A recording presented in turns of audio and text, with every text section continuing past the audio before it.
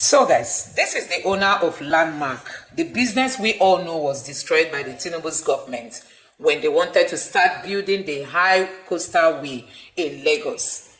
That led to the destruction of this man's business. And he said he borrowed $30 million that he invested in that business, and that up to today, nobody has compensated him. Neither has he received any invitation from the government to even sit him down and tell him if they have any plan for him. So guys, sometimes we keep saying we are looking for investors, but the few investors in Nigeria are crying. I mean, if you've listened to the full interview of this man, he talked about how he borrowed money from so many places, added to his own money, came down to Nigeria to create that business. But under Tinubu's government, that business was tampered with.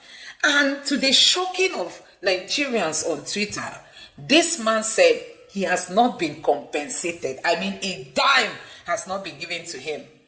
And that the government has not even called him or invited him for a talk. Now, Sowore came out to say that this Landmark business that was destroyed has an Igbo hatred, whatever, tied to it. That is because of the hatred for the Igbos.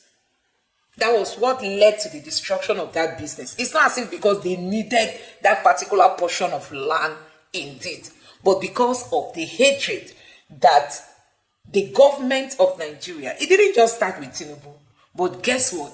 It moved from wherever it started from, down to the Buhari's government and now to the Tinubu's government. None of them is working hard to even make an Igbo man to feel belong in this country. So guys, I'm going to let you watch what Sowore said, but before then, I'll play the video of this man talking about how this is just like a snippet of that interview where he talked about how he borrowed money that he invested in that business. Until today, after the destruction of that business, nobody has even bothered to invite him or even compensate him. There is no talk about that. And what is even troubling is that this man is still planning to go to Port Harcourt to go establish another business. I'm just wondering if it must be in Nigeria that he must, establish this business. I think there are better places that appreciate people bringing their money into their countries. If the Nigerian government is not encouraging people to come into this country and invest, I mean, you destroyed such a business and you've never called the person to say, okay, we can do this for you, or we can even reallocate another place for you. So guys, when is this hatred going to die off? I'm going to just allow you to listen to what Sowore said, but before then, take a look at this snippet. Take a look. We were issued a 7-day notice. I mean, to be fair, it probably took another 2 or 3 months before it came. So there was no meeting? Till today, nobody picked up the phone, called me, or wrote to me personally and said, here's the issue you have, here's what's going to happen. But that site we bought in 2006, 18 years ago, and we paid $17 million in 2006. We borrowed $30 million to develop that beach. The pain and the hurt is that we spent $30 million developing the infrastructure on that beach. But the biggest tragedy of this were the businesses that were affected by the losses of revenue. We had a beach hotel and people were sleeping in the hotel when the demolition started.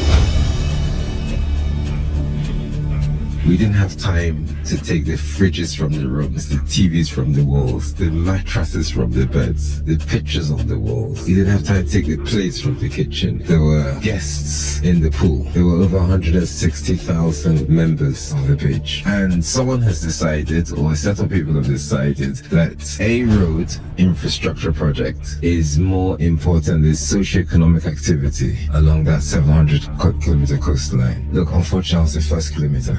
Were you compensated for this? Not a penny. Till date, we haven't been compensated. Is there a promise? Nobody has written to me and promised. There was a time the Oba of Lagos said the people don't vote for Igbos who don't vote for them. We were driven into the lagoon. What's what else do you want them to say? You see them on Twitter, they have handles that are dedicated to attacking other ethnicities. So you think they're unapologetic about this? They're not. And those handles have been linked to the Lagos state government people. But you're a Yoruba man. Why are you saying this about your people? I don't know why people just say that because you're being a Yoruba person doesn't take my humanity away. But you must understand that this is not just about landmark. There's an Igbo problem in Nigeria. That's why they're holding Nnamdi Kanu. What's your take on for asking Nnamdi Kanu's for perpetual Biafra. detention? And then we are rehabilitating Boko Haram commanders. He said 120,000 of them have surrendered with foreign currency in their hand. And you have rehabilitated them. But one guy who says, we want justice, we don't want to stay in Nigeria, you are holding him perpetually, using the judiciary or judicial, subterfuge to keep the trial. And everybody who knows what they are doing understand that it's not a judicial matter. So Nnamdi is essentially a political prisoner. He's a political hostage. Welcome to Precious AU TV. I understand from waiting on my Sowore talk for the interview where beside get with her. The thing to shock me. You should go and watch the full interview on VOP TV.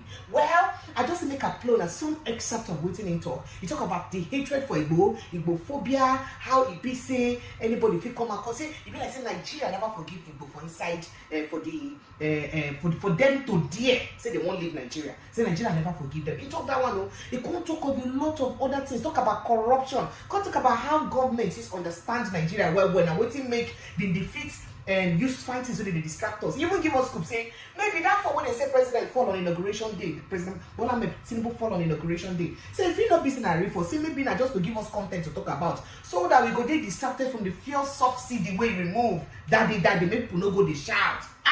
Because that day we come on the subsidy, fear go up immediately. Say it just say before now people they talk about instead of the fair way go up. Say all those ones are strategy because they know Nigerians so not get staying power. It talk even expose the fact say Nigerians say what's make Nigerians go fight for their right now because of say you get the kind gene where they inside Nigerians and way be say they make them just more happy. So if something make them vexed, after a while they will just find something to make them happy because now the gene where they inside of them. Hey, if you see the kind situation we already talk today, talk why they no feel releasing Nnamdi Kanu, but they give amnesty to Boko Haram. Then they give amnesty to Boko Haram people, but they no feel releasing Nnamdi Kanu. They talk a lot of things. Just watch excerpt of the things they won't talk one by one. There was a time the Oba of Lagos said the people don't vote for Igbos who don't vote for them will be driven into Lagoon.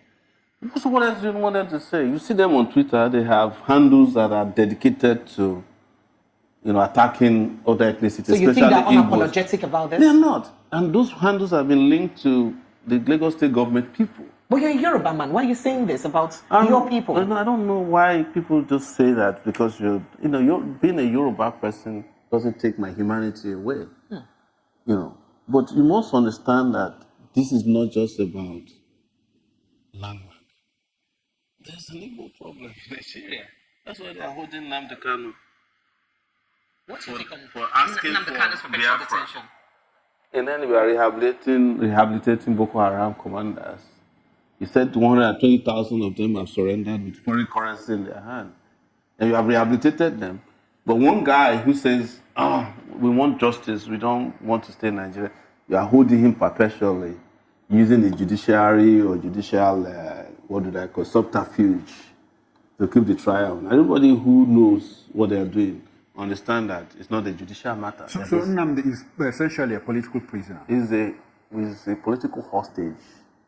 Well, I'll call him not a political because he may not. Whomever is in power, except me, will keep him in jail.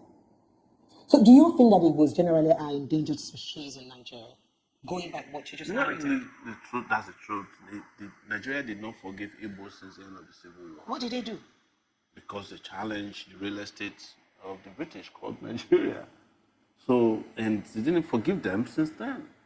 So everything has been done after that. We know this is the unspoken truth about the country called Nigeria, that they did not forgive Igbos for the Civil War. The Igbos were the victims and they have forgiven the victims. So why is it difficult for the victors to... You are preaching to the choir. And because he had mentioned once that, in an interview he had mentioned that the Igbos will never be president of Nigeria. That is a perpetual, narration to keep the Igbos the way they are. Yes, so no, it's not about even the presidency. If they find an Igbo man that is malleable, that can work in their interest, they can make him president if he doesn't have any power.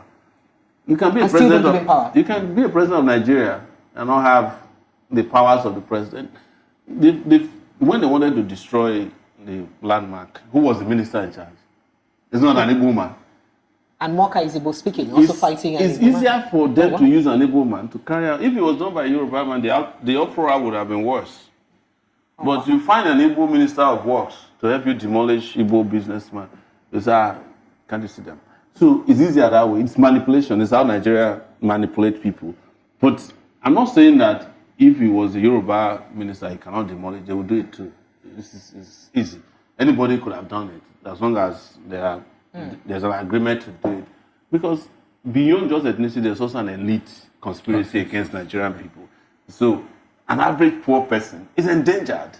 But you are likely more endangered if you have committed a generational crime against the Nigerian real estate. Owned by being an Igbo man. Of course, that's the truth.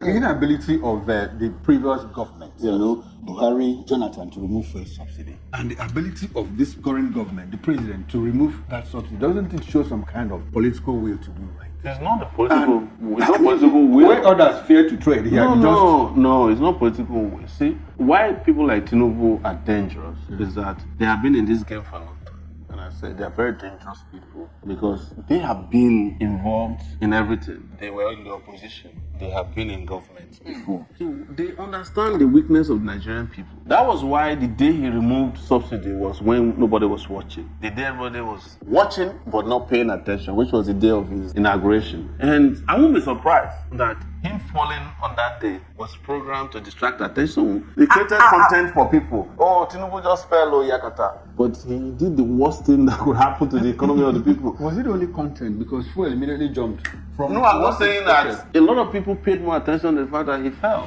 But the president have stated it several times that one of the reasons why he would ensure he works for the generality of the good of the people, it's because he fought the military, he risked his life, and he fought for this democracy by enjoying. You're saying that they didn't fight the military because they have the same characteristics. In fact, what they are doing now is worse than what the military was doing. What are those things? Yes. This idea of jailing children after protest, jailing people for speaking against government officials. This is what the Decree 2 and Decree 4 people were doing. So are you saying that the president administration is worse than the military? It is worse than the military. The military did not even jail children during their own time. Oh, wow. Okay. They didn't charge children for trees. Okay, before we travel far from the failed subsidy something, one last question. I want us to play some kind of role reversal. If you were the president, assuming you won the election, what would you have done differently regarding the failed subsidy issue? So, what I would have done differently is, first, I am aware of the people who are stealing fuel subsidy money. I know them. I know everybody that's involved. And do you know how I know? I covered fuel subsidy, fuel matters like nobody else under Sahara reporters. I've seen all of them to today. So, I would have calmed down on them immediately. And secondly, I would have fixed the refineries and created newer, smaller refineries. Because refineries are very easy to put together. Like modular refineries? Yes, even the ones, you can build a refinery within a year, they'll bring the parts to put it together. And the reason is simple. Even as Nigeria is unable to fix its own refineries, and they're lying about fixing the ones they do. I was coming to that. Niger Delta militants are able to produce diesel in this country, large quantities. They still produce kerosene. In fact, they bragged. There was a time they said that the kerosene that they're selling in most filling stations are supplied by them. Yes. So if Niger Delta militants can be doing the old style biology class distillation, how is it that the federal government cannot do the same thing? But don't forget that these same people that claim that they can't build refineries went and built refinery in Ivory Coast. Yes, under Jonathan. And we're importing fuel from there. There's a refinery in Niger. Niger doesn't even have fuel. They're selling fuel to Nigeria. After Nigeria cannot build refineries. Even the Dangote refinery, the famed Dangote, was built how many years ago? It was after Occupy Nigeria that he built his refinery. Blua is going to finish his refinery very soon. All these guys benefited from forex provided by Nigerian government to build their refineries. These guys have already spent 2 years almost in power. Yes. Because by February of 2027, election is here. So we have about, almost 2 years to go. In fact, so 2026, electioneering starts. In fact, they have started. They started electioneering with poverty so that people will come, they beg for them to at least give small. And then they will now preserve everything towards the end at their usual palliatives. What has it done? Make you tell me now, where is it that you have found the jobs that they promised they will create? Where have you found the roads that they said the money they will save from removal of fuel subsidy they will use to build it? Where have you found the hospital that they built The only people who are doing well as the president are his people. He's the one who bought a new jet in the midst of this starvation and poverty. He's the one who bought a new Escalade, providing jobs for their own boys. That's not his issue. So you don't believe in the tax reform policy? What is the tax reform going to do? Redistribution of income and resources and all of that. For the same people. I've already talked about tax before. That what you need is to increase not taxes, but expand the tax base. And I know this because Nigeria has the lowest tax base in West Africa. And it's because the rich people are not paying taxes. But now you want to collect more from the poor, which was something exported from Lagos. They exported this whole tax collection thing from Lagos. You know where it's going to end? You're going to have private tax collectors introduced nationally. You just sound like the president is somebody who already understands the character of Nigerians and he plays with the character. Is that what you're trying to say? That the president is deliberate with how he deals with Nigerians? Most people don't know Tinubu as much as I know him. And it was because when we were doing pro-democracy, we knew that. We knew how they came to the pro-democracy movement and stylishly hijacked it with Nadeko and ran away from the country. Left those of us who really were doing the struggle to be endangered. Well, they all disappeared. Oh, you think that was deliberate? It was. So are you also of the school of thought that perhaps he was working with Abacha somehow? Because people are insinuating that there was a backyard movement. And that's why you have people like Bagudu working in this administration. They were close to all the politicians at that time, the SDP people. They were all close. Even Abiola. So that means he was betraying the Nadeko at that time? No, they were all part of it. Even Abiola cabinet, it was the cabinet Abiola wanted to use that he gave to Abacha. Foolishly. I would say that any day.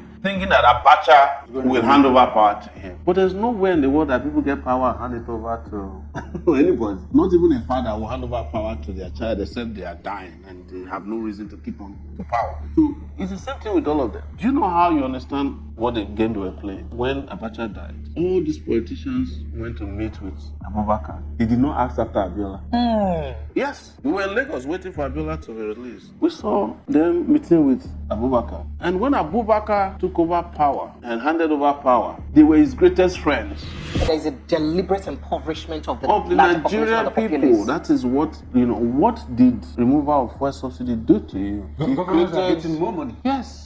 Governors are not poor. They are these people who are already rich who are getting more money. Are you getting Yes. The rich is getting richer. The poor people are getting poorer. So should we hold the president responsible for the fact that governors are getting more money yet that money doesn't trickle down? Those money don't trickle down to the poor people. Do you know what has happened under the Tinubu regime? They have created a one-state system, one-party state. That's what I was trying to say. And that is that if Tinubu travels to Lagos today, all the governors will come and greet him. Block those leakages and those loopholes in our subsidy system, and then to also call them out and thoroughly deal with those people who are gaining from the subsidy. That's exactly why when they are retelling the stories, I must keep telling it the appropriate way. People have said that in 2012 people fought against Jonathan's subsidy and as a result have no right to complain when Tinubu removed subsidy. That's not true. What we found out during Jonathan's time after the occupied Nigeria 2012 struggle was that we actually found out that a lot of the people were supplying fuel. We weren't supplying anything. Some of them, it was found out, were importing fuel to Nigeria with ships that capsized 20 years ago. You knew about it.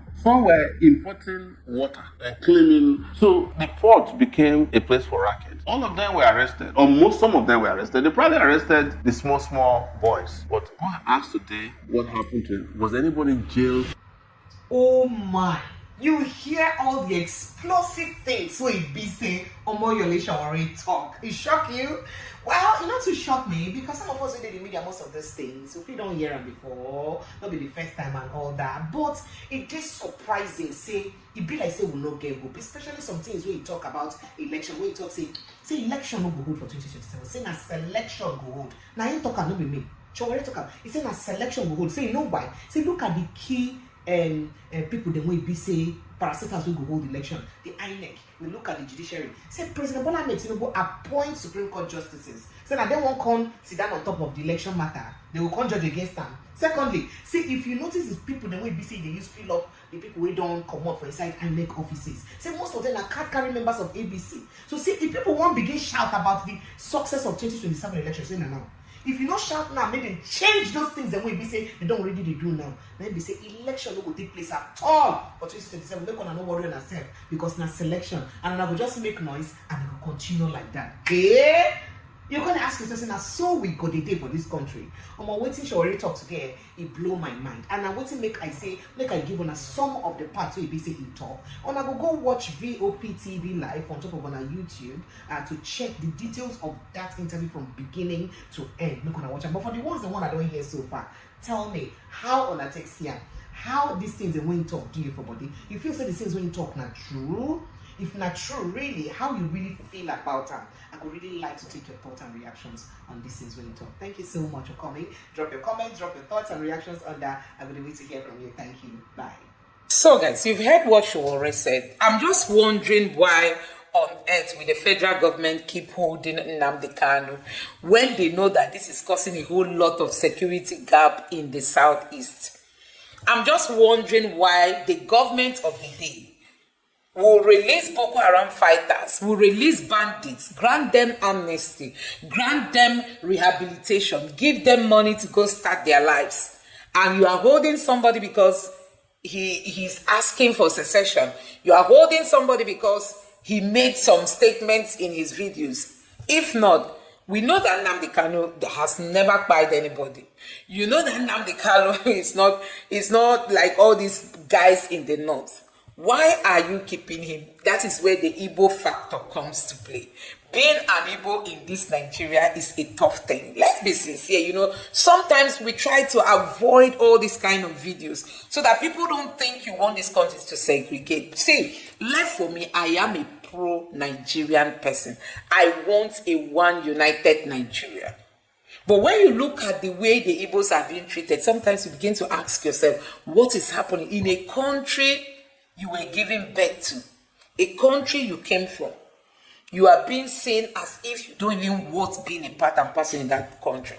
Look at what is happening in the southeast. Look at the level of security risk in the southeast, courtesy of the federal government. Because if the federal government had not created the vacuum that these people are feeling, I don't think we'll be experiencing what we're experiencing today. We have the southeast where the federal government, yes, you crack down on Nnamdi Kanu. And these people came up and said they are agitators. They want Nnamdi Kanu released. And from there, they start calling themselves unknown gunmen. Today, now it has moved from there, they are now kidnappers. We don't even know if they are from Anambra State or if they are Igbos or if they are coming from other states. Because the federal government failed to do what every father wants to do. If there is a quarrel in the family, call the people together, hear from them. What is too difficult for the federal government to call the Igbos and understand why they are saying they want to secede, why they are saying they want the country to be divided?